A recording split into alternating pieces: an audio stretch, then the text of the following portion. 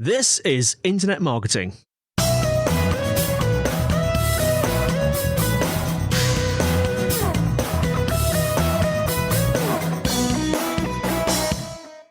I'm here with Chris Smith, author of The Conversion Code, accomplished salesperson with a very storied history. I couldn't believe it when I was reading the beginning of The Conversion Code. Mm-hmm. And Chris, you talk about what I would consider a more traditional sales career in terms of the skills and the roles, but very untraditional in terms of a lot of the people that you worked with in maybe a decade or so ago. So you've worked with billionaires, Dan Gilbert, Lou Pearlman, very different characters and different businesses. And firstly, do you consider, I've used the phrase there, a more traditional sales background? Is that something you think too? Is that more traditional, less modern? Well, it sounds so nice the way that you say it, but what you really mean is in a cubicle making hundreds of calls, per day. So if that's what you mean, that's what I was. Yes. And then, I did it. Then it eventually went to be outside sales and selling from the stage and selling on a webinar. But yeah, I cut my teeth on the phone, headset, dialing for dollars. And what really struck me as you describe some of this in the book, and even now as I'm thinking about it, is it strikes me as very high pressure. You talk in the book about you have very high demands on you to generate leads and actually close leads, get their credit card details on the calls. And I was sitting there thinking, this is high pressure, hard work. Did it feel that way at the time? Sure. So what's so funny is when you say the word pressure, it's usually said about the customer feeling pressure. Every person in the world would say salespeople, I don't want them to pressure me. Right. And meanwhile, that's something that you're really making me think deeply about right now, which is that the pressure that they put on you is being put on them because they've got a family to feed. They've got, bills to pay. They've got a guy clapping in their ear, tracking every call, tracking the minutes, tracking the credit pulls, tracking the contract signed. So the pressure is almost permeating through the salesperson to the customer or lead because of how deeply it's being put onto them, at least in the environments I came from. Yeah, it's an interesting thing to think about. Has that got easier over time, that feeling of pressure? Well, here's the difference, Scott, is there's pressure that they put on you and there's pressure that you put on you. Yeah. So if you're a natural person with that self-pressure, if you don't need external motivators to help you kind of get dialed in each day, if you put that pressure on yourself, then that pressure they put on you, I would call more icing on the cake versus if you actually just need straightforward motivation and pressure to even sort of do the work. So I think the reason I was able to put up with their pressure was because I had so much of my own. The first time I got a real job in sales was Lou Pearlman.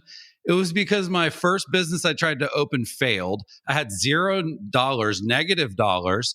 I called my dad for money. He said, absolutely not. We got a couch. You can always have it. So I'm on my parents' couch, broke, no money. I'll take any job I can get. That was my first job in sales. And then the second job was when I found out that my girlfriend at the time was pregnant. I'm like, man, I got to get a real job. I was working at a restaurant. I'm like, I need to get serious here. So for me personally, the two times I got into sales was because my life was at either rock bottom, being on the couch at my parents at like 25 years old, or knowing that my girlfriend's about to have a baby. I'm like, oh my God, there's one of me. There's going to be two of them. I need to triple my income. That was my mindset. So I don't care what the sales manager says. I got real issues and pressure, but I think that it can get to you. I've seen it break people, Scott. I've seen it cause people to buckle and walk away quickly. Yeah, in all of your content, it strikes me that you're very disciplined and self-motivated. And so that's not an area that necessarily you struggle with. That doesn't mean to say that you never struggled with pressure, but you've overcome it and used it as a motivator, it seems to me. That's absolutely right. I had someone tell me one time in public speaking, it's okay to have butterflies in your stomach. Everyone does. You just got to get them flying all in the same direction. Yeah, that's interesting. Have you ever worked with anyone that isn't self-motivated that is actually still a really good salesperson?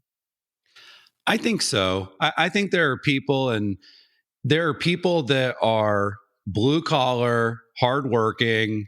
They feel like they need to earn their keep. They need to earn more than they make. Basically put in more than they make.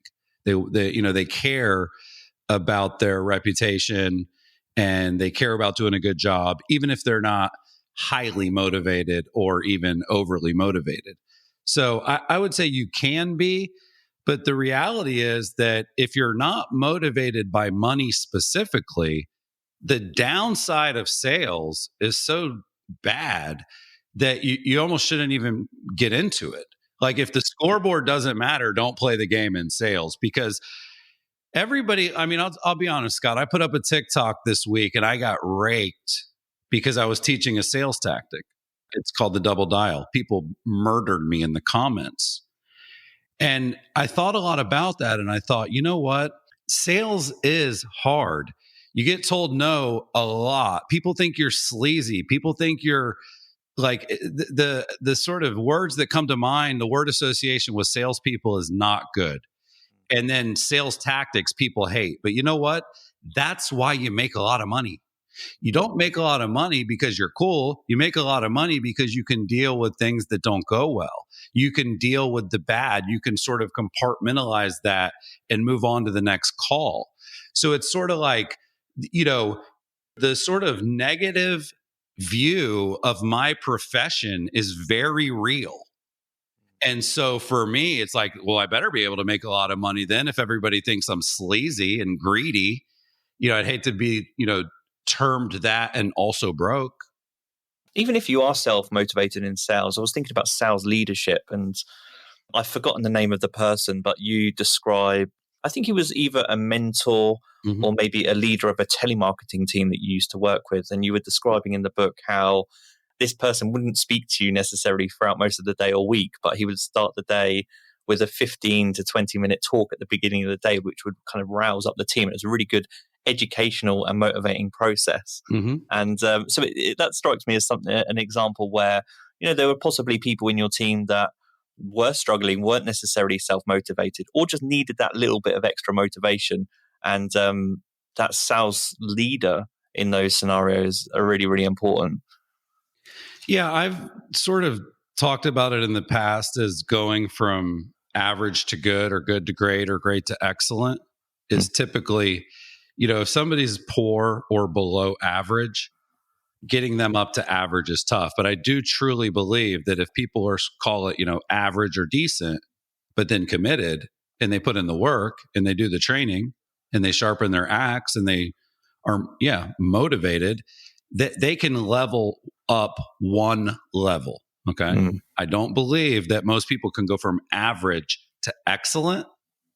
That's sort of, there's maybe some natural born gifts in that, because people tell me a lot, Scott, like, well, of course that's so easy for you. It just comes so naturally. You're just so good at it. Do you honestly think other people can do it too?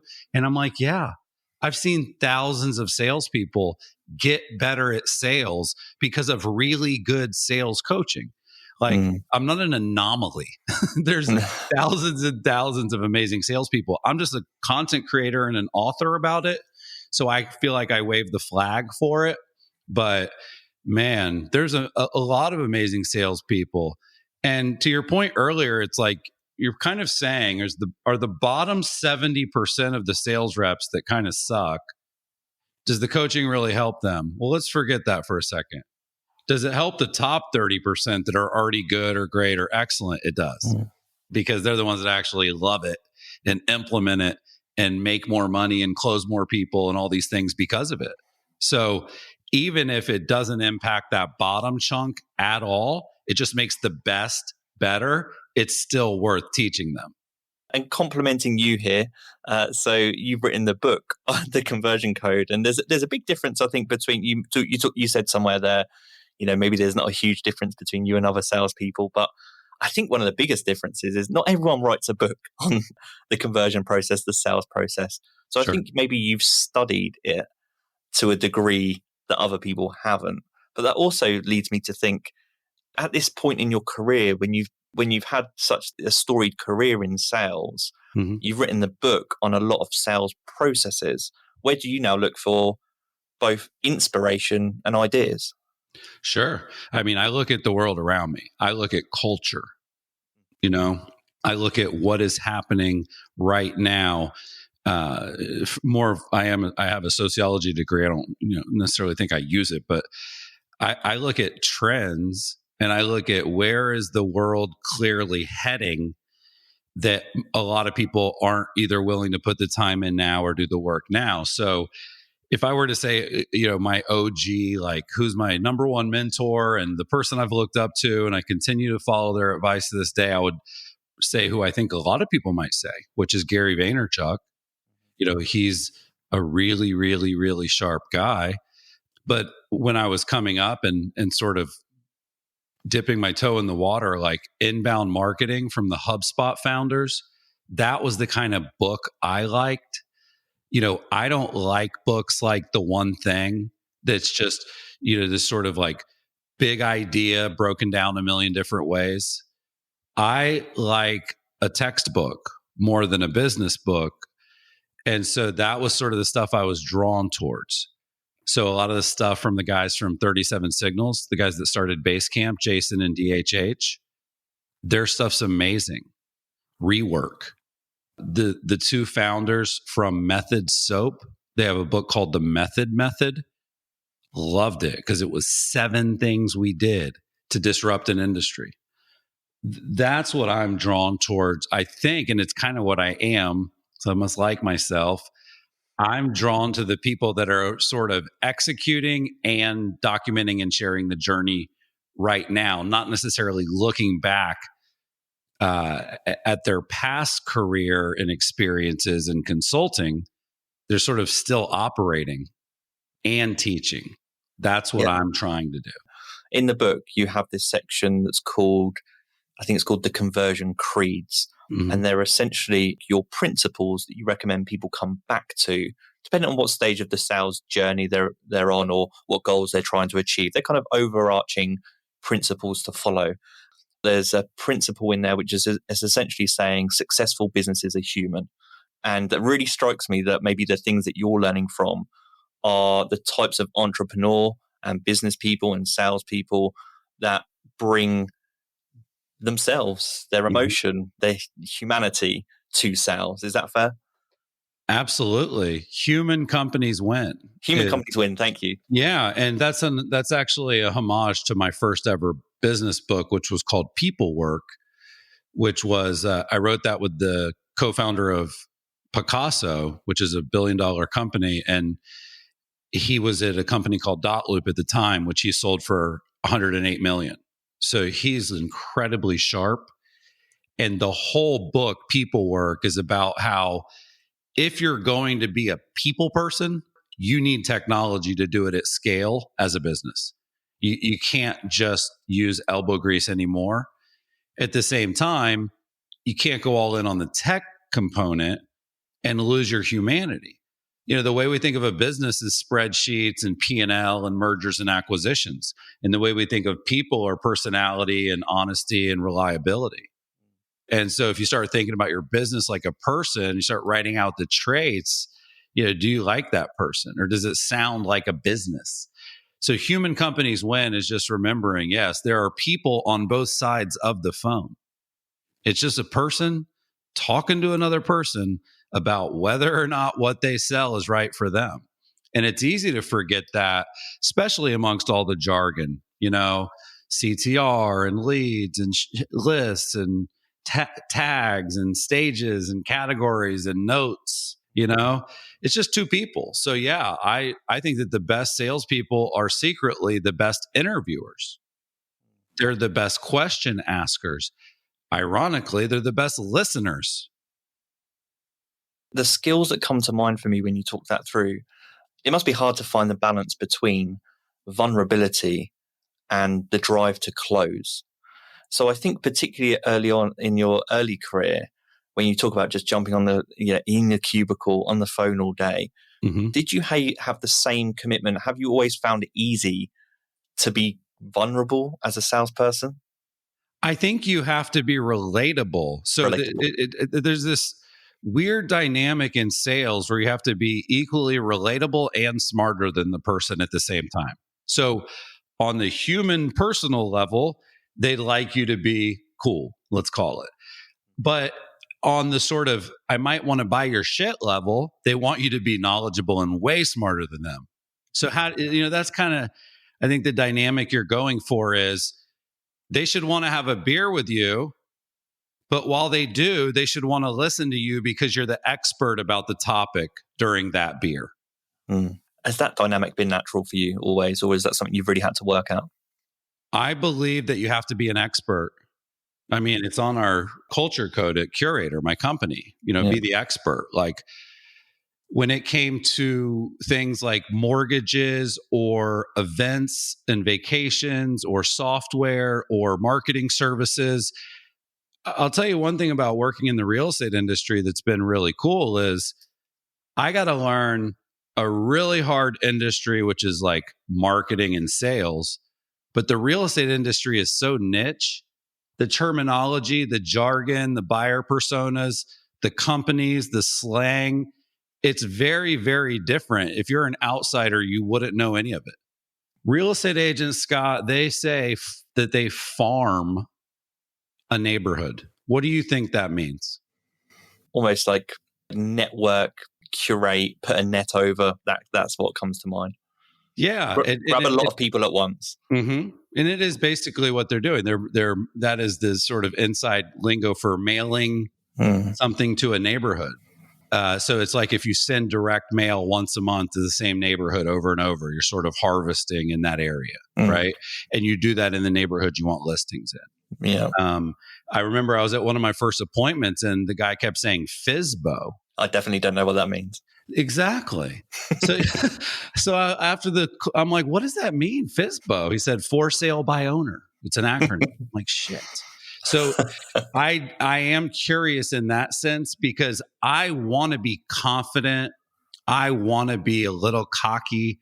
And to do that, I got to know my stuff, but I approached being a waiter that way. I wanted to know the menu inside and out.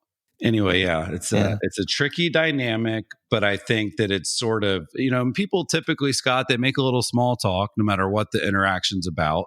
And then they go into the real reason they're meeting. I think it's very similar in sales.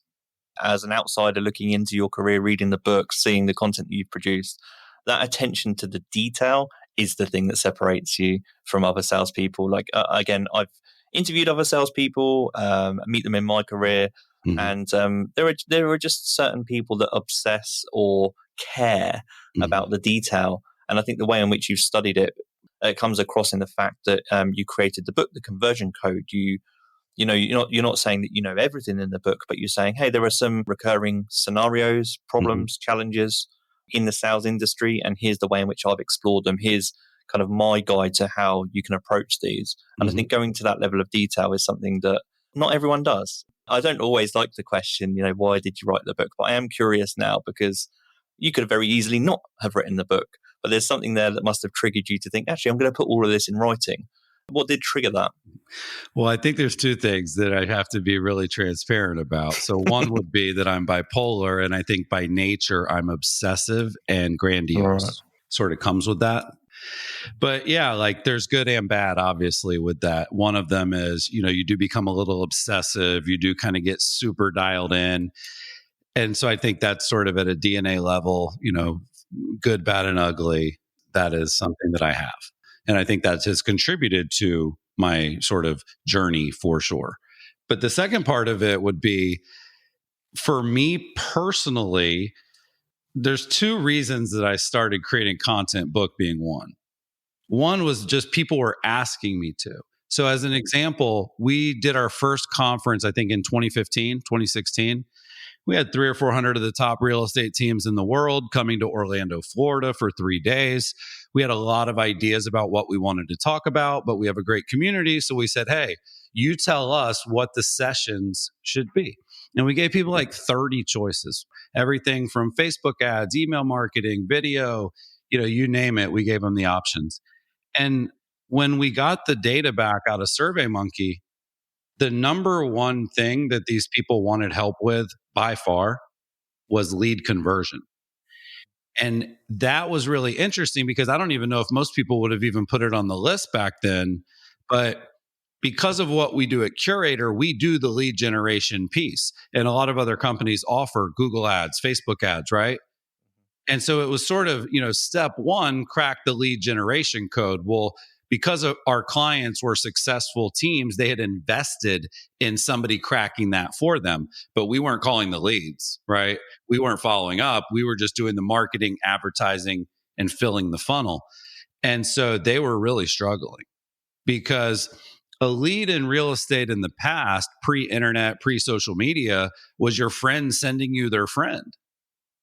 And a lead now, a lot of times, Scott, is forcing someone to fill out a form so they can look at a listing. Those are very, very, very different ways that you sort of meet a company. And so they were struggling. They were struggling with, what do we need to say to these leads when they answer the phone? Here's all the objections they're giving us. We can't figure out and I'm like, man, you guys are in the cubicle now. You're just, everything that they were struggling with was the stuff that Quicken Loans and Lou Pearlman had figured out decades ago. Interesting. It was just that they never had a world where thousands of leads a year were coming in through online advertising because it didn't exist. And so that transition was rocky. So that was why I wrote the book, because I'm like, well, there's 3 months before the conference. I'm going to write the book about this because this is something I really know. I had a guy ask me a question one time, Scott. He said, what do you know more about than other people in the world for sure? And I said, converting leads. I know more about the capturing of them, the routing of them, and then sort of the calls it takes with them. And he said, well, that's what your book should be about. And this is a best-selling author. Props to Jay Papasan. He's the co-author of The One Thing with Gary Keller, just a sharp guy. And so that, that sort of like, okay, there's 3 months until the event. I spent the summer, I wrote the book over the summer. I emailed it to Wiley, my publisher, at midnight the day before the event started. And I went out and gave the opening keynote, and all of the data and slides and graphics and takeaways were from the book. And the book wasn't even ready. It didn't come out for 6 more months because of the way that process works. And it was an absolute home run. It blew people away, just this sort of eye-opening moment. And the nice thing with the book was like, okay, it's more than just our clients that needed this thing, for sure, which was kind of nice. And I tried to write it that way for people that are interested in reading it, that are listening. Like, I typically say, here's how we would do this or say this if it was, at Quicken Loans and it was a mortgage. Here's how a real estate agent would say it if it's a lead from Zillow. And, here's how we have said it historically at Curaytor, which we're a software and services company. So I want people to see that, it's not that different. Price point might be different. The product might be different, but the reality is that framework is actually not that different. You went from being a salesperson, still being a salesperson, but going from sales. You were an author, a keynote speaker. And I will tell you this, you're the first sales-orientated guest that's ever come on. And in the introduction said, hey, yesterday I put up a TikTok and I got slammed for it. I don't hear that very often. And so my curiosity kind of leads me to ask, when did marketing come on the radar, and in particular social media? At what point in this journey? Was it in the real estate career or after that? Well, I guess I would ask you, Scott, if you consider, and I don't know what you're going to say here, but do you consider email marketing and an email newsletter to be social media? Would you count that? It can be, particularly if it's personally branded. Like, I'm a fan of a writer, speaker, podcaster called James Altucher from the US. Yes. And he has are you familiar with him? Yeah, I love James. And, there's a lot of email newsletter first brands now. The Hustle, Morning Brew. Yeah. So the answer is, I would consider those types of, to be kind of social. They're social, aren't they? Yeah, they're social, but more you're trying to stay in the inbox, you're trying to get a good open rate, you're trying to get a good click-through rate. That's not that different than trying to get followers, you're trying to grow your list. No, I think there's I don't think so. It's very intimate. Yeah, so that, like, I was selling a CRM and I was doing it belly to belly. And I had 2 appointments a day every day. I had a hotel training on Fridays that was open to the whole area. And then I would go to trade shows throughout the year. And real estate agents use business cards. They love their freaking business cards, man. They've all got one. And I think they mostly have them for each other. But like, they have them. They got like metal ones that open beers and shit. You know what I mean? Like, they like really love their business cards. And it's just part of the industry again. Like, if you're in the industry and you go to a trade show and you don't have a card, it's like, dude, don't you have a card? Like, I know it's stupid, but we do it. And so, yeah, I would actually get dozens and dozens of business cards every week, sometimes hundreds, depending on if it was like a national trade show or if I had a couple big appointments. And I would go back and type every single person into my database one at a time. And I would put in as much information as I could from their card, name, phone number, email, etc. And part of what we sold with Top Producer was an action plan, right? Which was like, when you add a contact, you can put them on a drip campaign. And this is like 08, people weren't really maybe doing that. 07, way back then. And so I would put them on it. And then what I realized was, okay, the people that I'm adding that are buying from me, not everybody I was putting in there was actually buying, but a lot of them were buying. And they were now my customer. Well, we had a 30-day cancellation policy. So if they quit in 30 days, they got their money back and they took my commission away. Right, yeah. So I just had to bridge that gap. So I'm like, what can I send, you know what I mean, over that 4-week period to bring more value than the cost of what I just sold them? And it was just value add. It was basically, hey, I know you just bought this. Let me help you set it up. Here's a little tutorial video. Hey, by the way, here's how to use what you just bought from me in a Facebook ad. Here's how to put it into a mass email. Here's how to do a couple tweets about it to get some traction, right? And then it was like, hey, here's how to go in and see who looked at it so you know who to call. So I was just sort of like coaching them on what they bought from me because I wanted them to use it and I didn't want them to cancel because I wanted to get paid. And then as I would do all these appointments in person, when I would sort of sprinkle in, Scott, something like, yeah, put it in a Facebook ad or like send it in a mass email, they would be like, do you honestly think we know how to do that? Let's talk about Facebook ads more. So I started realizing, even though I sell a CRM, the friction and the opportunity was teach my industry about social marketing and tech in a way that they felt empowered to execute, and so that they could, use it as a way to grow their business because they're not looking for toys; they're looking for growth. When you say my industry in this context, are you talking about back then the real estate industry? The real estate industry. So everybody was new to social media, but the average age of a realtor is 58. I heard a guy one time say, consumers are digital natives and realtors are digital immigrants. And so the real estate agent that's 62 that is logging onto Facebook for the first time, Twitter for the first time, hearing all these people telling them to do YouTube and videos, and now there's Instagram too. And oh, by the way, what are you doing on LinkedIn? You know what I mean? Like, what? That's like, that is literally like moving to a country and not knowing the language and being like, what are you talking about? Versus people like myself and people much younger than myself, because I'm not super young anymore. You were sort of born like in 1984, I got a Nintendo. I was 5. I played it for 17 straight hours. I have been hitting buttons and using tech since I could breathe. It is very, very, very different to get your first Nintendo when you're 57. Adults don't like video games. Kids do. See what I'm saying? So it's when you're born into it, it's just part of how things are. when you have to adapt to it later in life, it could be incredibly frustrating and challenging. And so I think that's why people needed someone that was a little bit funny and was willing to kind of poke fun a little bit at the fact that they didn't know what they were doing. I'm like, you're on Internet Explorer? I'm like, have you heard of Chrome? At least try Safari. You know what I mean?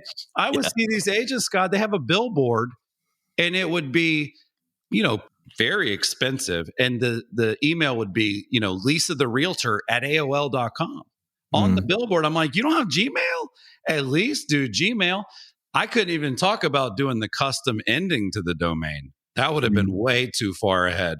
I just had to say, throw your BlackBerry away, get off Internet Explorer, and quit making fun of Facebook.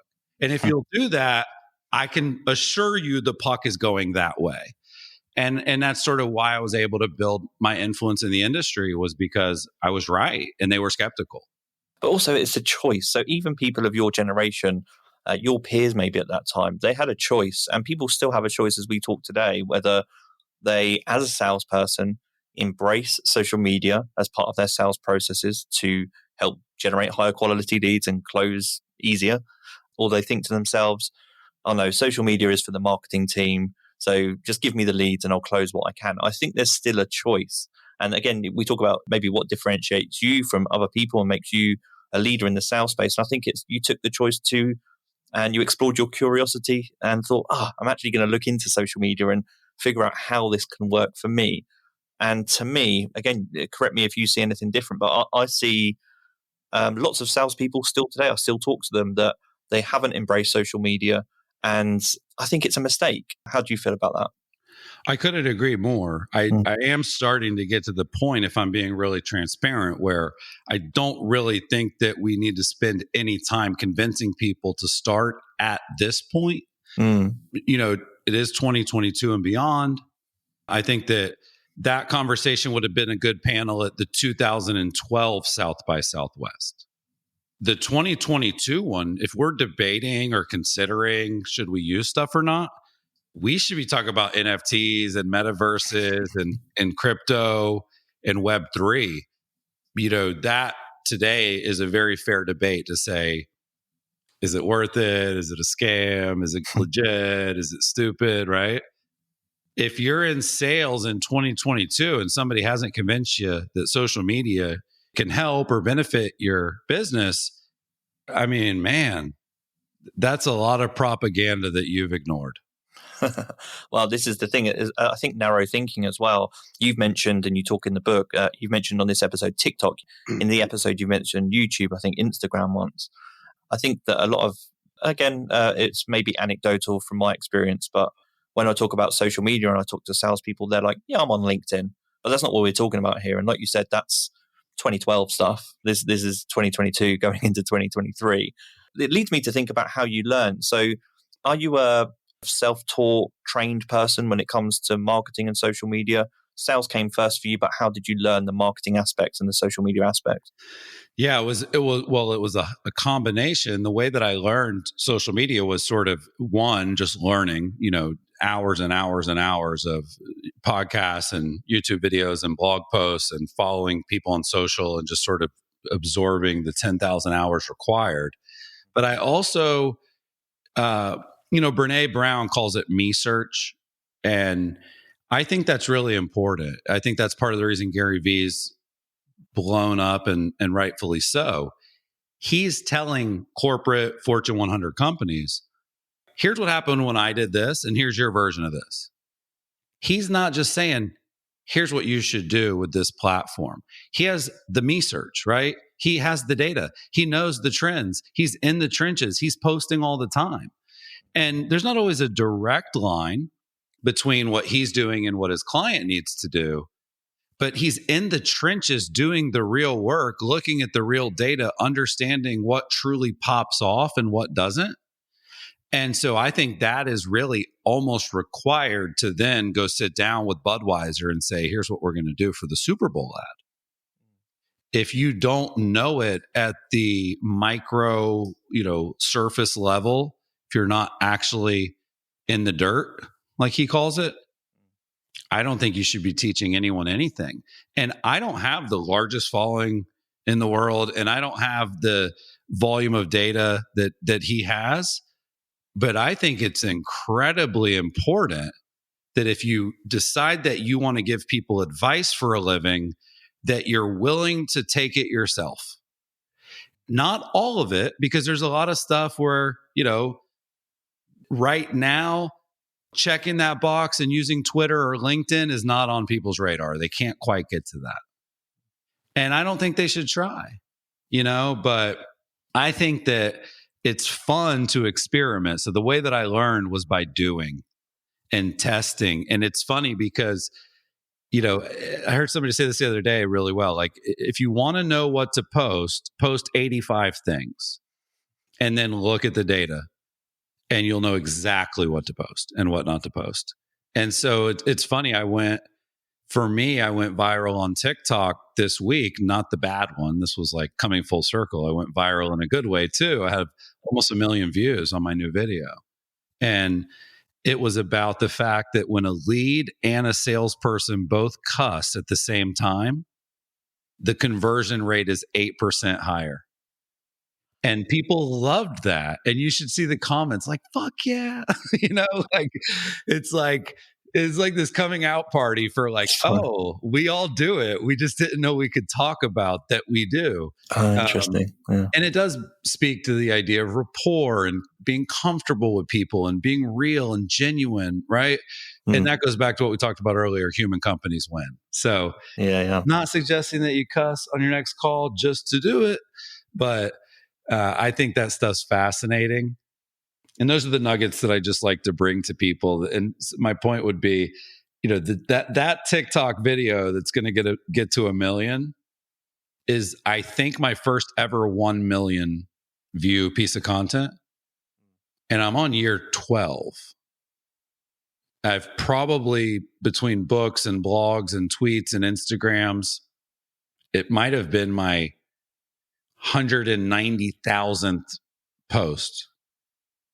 Yeah, we're talking a lot of time in the dirt. That's what I'm hearing. That's what you're hearing. And then it's like, okay, cool. When the algorithm tells you what to do, and when the algorithm tells you what your audience likes, and oh, by the way, you sort of like posting that kind of stuff too, you just got to listen. And that particular video for me was just really eye-opening, because it was sort of like, there's takeaways in there. There's a lot of takeaways in there where it's a little data, and it's a little funny, and it's a little edgy, and it's a little relatable, and it's, and it's super short, and it's got great captions, and it was shot, knowing we would put it on TikTok. Like, there is a science to this stuff, Scott. There is.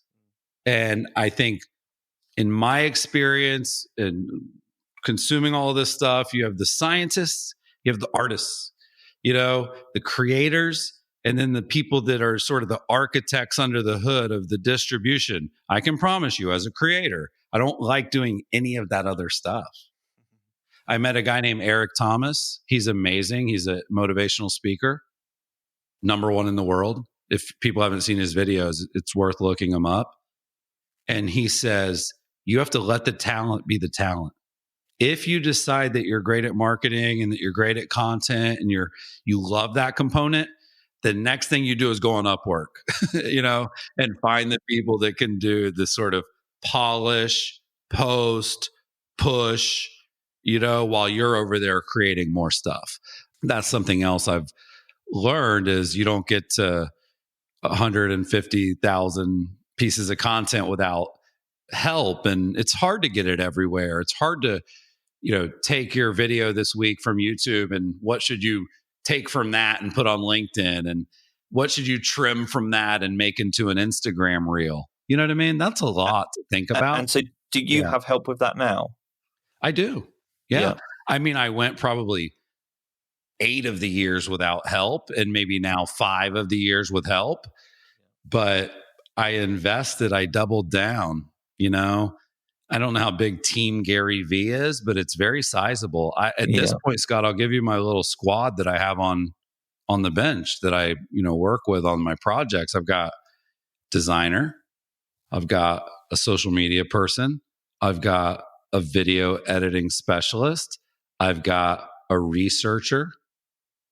That's my team. Yeah. And that has allowed me to take it to the next level.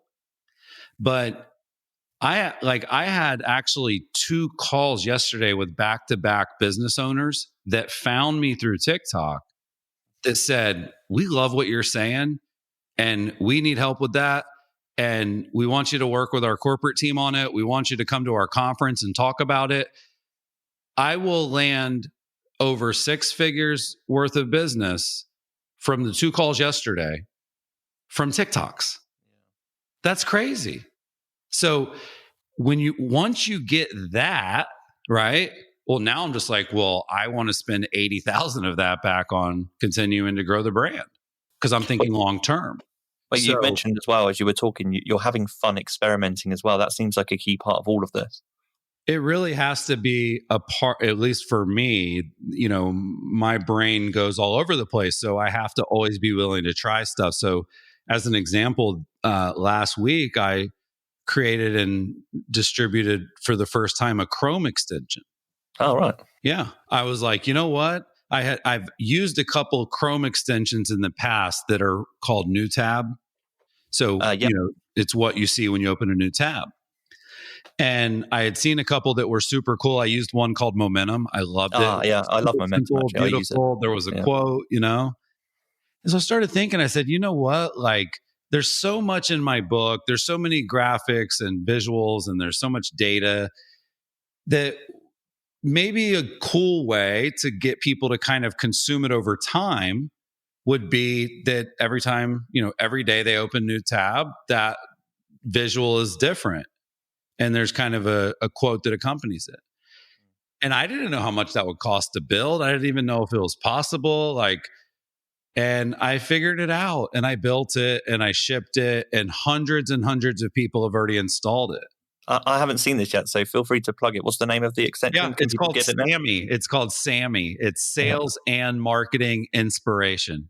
Oh, nice. It's a free app. You go to the Chrome store, and it's like when people tweet the quote's related to the graphic. And when they tweet that, it has a link back to try to get more users. The top left, there's a logo for the book that links to Amazon. So there's some value there, but I don't know what the ROI is going to be of that, Scott. I don't know. Just wanted to try it. I wanted to be cool. I created an NFT for my book launch, and 90% of my audience doesn't even have a wallet set up or has never even heard of OpenSea. But I wanted to do it. I wanted to be able to say that I've created and distributed an NFT, and I did it in a cool way. Based on the level of books you pre-ordered, you got a different one. Each level came with real world bonuses and prizes too, not just the NFT. And I feel more comfortable talking about NFTs now because I did that. So another plug quickly then. If people want to mint, is minting still open, or can people buy secondary purchases on OpenSea? It was a pre-order bonus. Oh, okay. Yeah. Yeah. It was sort of, if you're really, really in the inner circle here and you'll pre-order the book and it's a second edition, you'll get the NFT. I am going to try to create one that everyone that ever buys one can get an NFT as a proof of purchase. That's cool. And it would be at theconversioncode.com if and when I do that. A few themes are coming out to me. One which we haven't talked about yet, which I want to close on. So we've talked a lot about motivation, attention to detail, humanity, maybe vulnerability, willingness, and fun experimenting. So important. But all of this for me, I think, requires a great deal of discipline. And I think here, I can't even remember the figure, but you said it was into the maybe tens or hundreds of thousands of pieces of content that you've created over the last decade, and you continue to create now. And of course, you have help from a team now, but at one point you didn't. There must be perhaps a difficult balance of knowing how much time you spend producing content versus how much time you spend on closing, like on the phone with people and actually closing deals. How do you find that balance? And can you maybe talk through I think it helps if people talk through a little bit about their scheduling. Are you disciplined, or is that just a crazy assumption of mine? Is it hell behind the scenes? Are you organized? Yes, I'm a big fan of deadlines, and that's the only way that I'll tell you what, I've worked with a couple of really great social media people, and one of the things that they do for you is they obsess about a calendar. So they need to have a calendar that has everything in it. And, they want to look at that sort of calendar view, and they want to use a task manager like Monday.com or Basecamp or Notion, Trello, you know what I mean? For me as the creator, I hate those things. I don't even want to look at that thing, but I've come to sort of love it because it allows you to execute at scale consistently. It also allows you to really truly appreciate the work that's going in. When you see a week and on Monday, you see the story, the reel, the tweet, and the Facebook and LinkedIn post, and then on Tuesday you see all of that plus the email that's going out. It really makes it feel like you're a media company. And that's really how I think of myself. I am a content and media company. The media company that I am is business advice for sales and marketing people. And when you're an expert in that bucket, lead conversion, the ways to monetize that, Scott, are actually not always through coaching and courses and stuff like that. The B2B impact of what I can bring to the table for these companies is really huge. So I talked to a life insurance company yesterday, the ones that found me from TikTok. They have 80,000 salespeople. Their weekly call has 5,000. Their event in Denver has 5,000. Like, if I coach and train and sort of teach the conversion code to a company like that, I feel like it has this like ripple effect on the world, And so that for me is really gratifying. And those types of partnerships that are more B2B and enterprise type, hired gun type deals, they take time, they take multiple calls, they take, organization. But the reality is that most of the people that reach out are ready to roll. It's more about, let's figure out the right deal that's the best for both of us. There's not really a sales call anymore. So I think, that is an interesting idea, that you can eventually be so good at marketing and putting your expertise and personal brand out there that the fact that people don't answer the phone and the fact that people block calls and the fact that people hate salespeople doesn't matter, because you're not calling them, they're calling you. And if people do want to contact you, this is a perfect transition. Of course, Scott, you got a little salesmanship in you right there. Of course, we can give them your website. And actually, let's start there. If people want to learn more about the conversion code, the book, and Curaytor, and even Sammy, where can they find those things? Sure. The best place for the book is Amazon. I mean, that's where most people buy it, no matter what country you're in, it's there. The conversioncode.com has a lot about, what I do, workshops, contact me. It's got all my contact information. My favorite place to connect with people is Instagram. Increasingly, it is becoming TikTok too, but I feel like Instagram is real people and TikTok is the internet at large. Oh, interesting. Chris_SMTH. There's no I in Smith there. Chris_SMTH. I'd love to connect with people on Instagram. And if you're listening, send me a DM, say hello, say you're listening to the SiteVisibility podcast. Well, Chris, I appreciate you coming on. We talked about delivering message at scale to people. There are so many principles in your book. We've touched on them today in an hour together. But if you want to learn more, do go get the book. Again, you can find it on Amazon. I think I've seen Kindle, audiobook. I assume there's paperback, hardback as well, Chris? Yeah, hardcover, Kindle, and audio. The audio, if people are checking it out, currently is sort of coming soon in the next 30, 60 days. But hard copy. There's no paperback yet, but hard copy, Kindle, and audio. Brilliant. Okay, links to everything that we've discussed today will be in the show notes. And for now, Chris, I'll say take care. And this has been the Internet Marketing Podcast. Thank you.